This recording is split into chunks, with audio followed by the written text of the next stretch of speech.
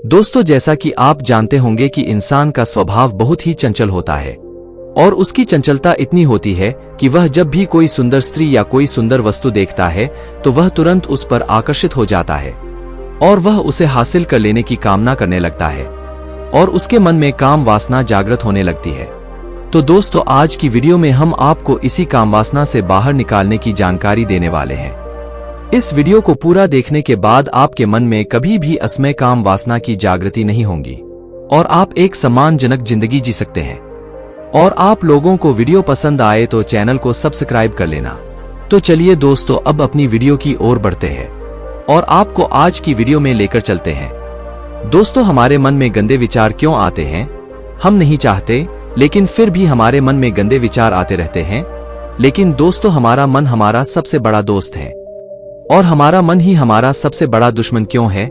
जब हम अपने मन की बात मानते हैं तो हमारा मन ही हमारा नेतृत्व करता है, भटक जाते हैं। और जब हम मन को संतुलित कर लेते हैं तो हम अपने जीवन में हर चीज का ध्यान रखते हैं।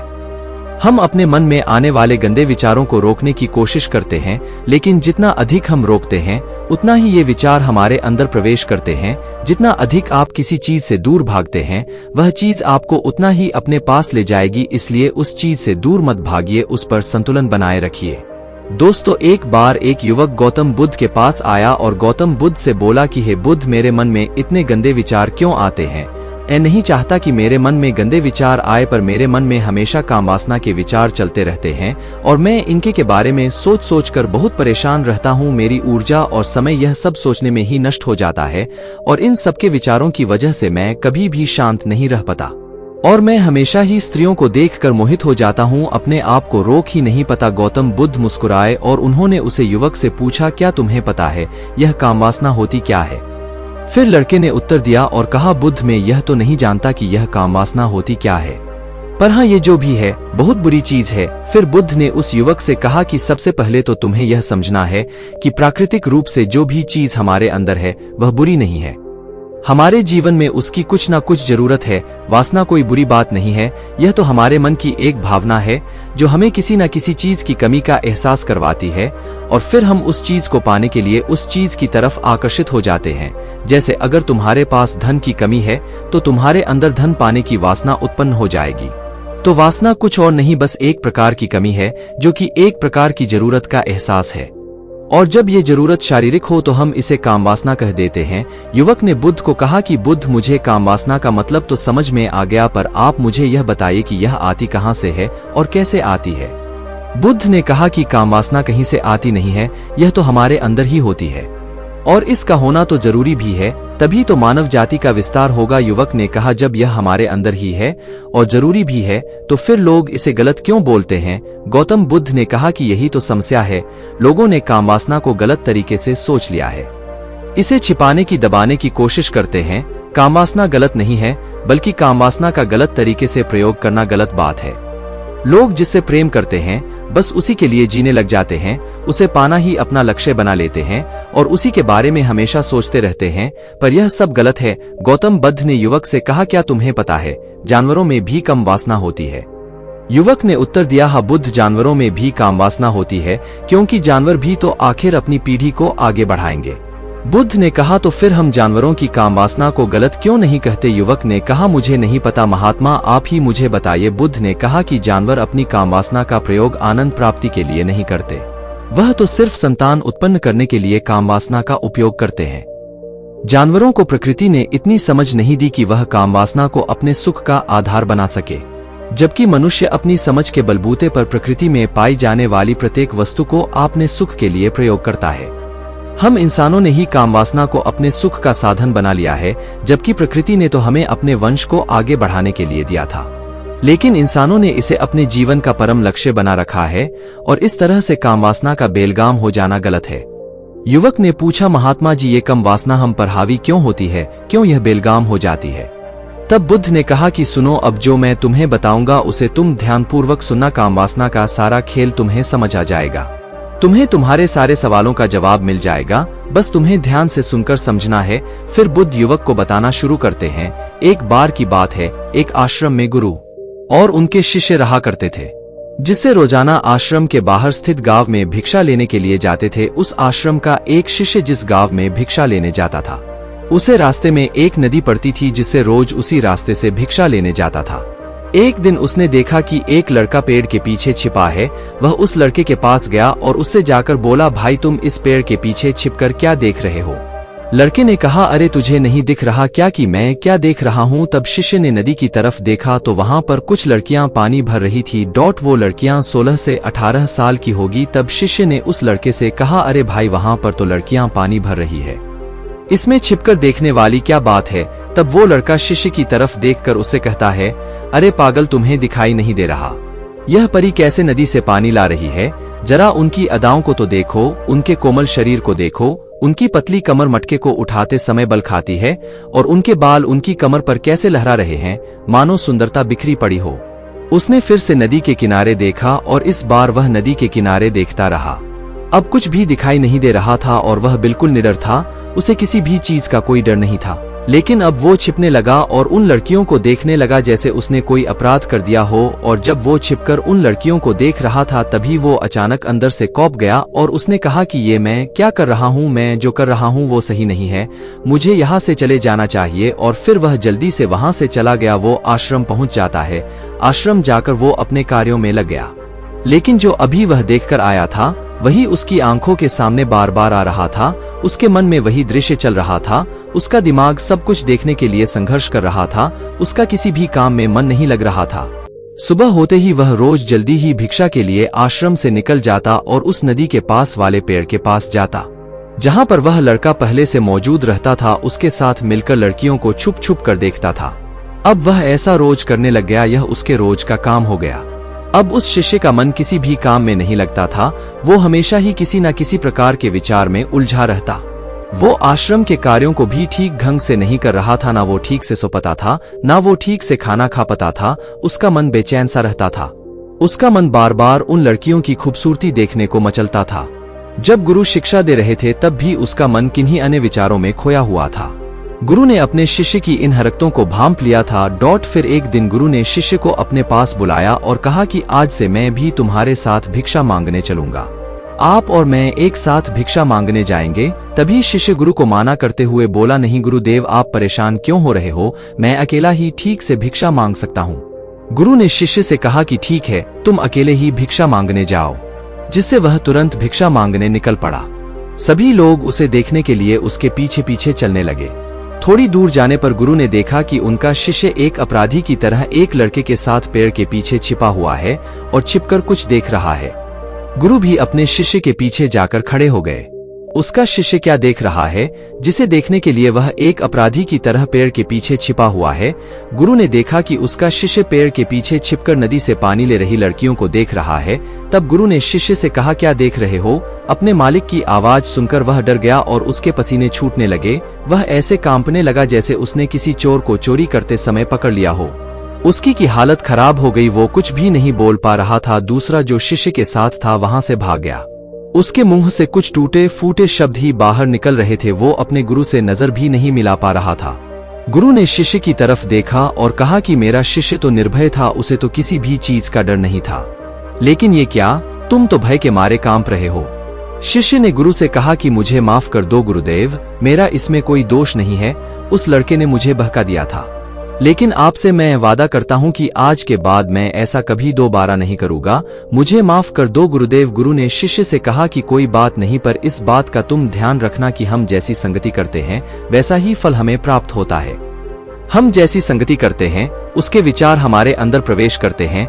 इसीलिए अच्छी संगति करो जिससे तुम्हारे अंदर अच्छे विचारों का प्रवेश हो। फिर गुरु और शिष्य आश्रम लौट आए और फिर से शिष्य आश्रम के कार्यों पर ध्यान देने लगा। उसने उस रास्ते को छोड़ दिया और दूसरे रास्ते से जाने लगा। वो अपने काम को ध्यान से करने लगा, लेकिन धीरे धीरे उसके अंदर क्रोध उत्पन्न हो गया और फिर वो दूसरे शिष्यों पर क्रोध करने लगा और बेचैन रहने लग गया। अब वो सही समय पर भोजन भी नहीं करता था।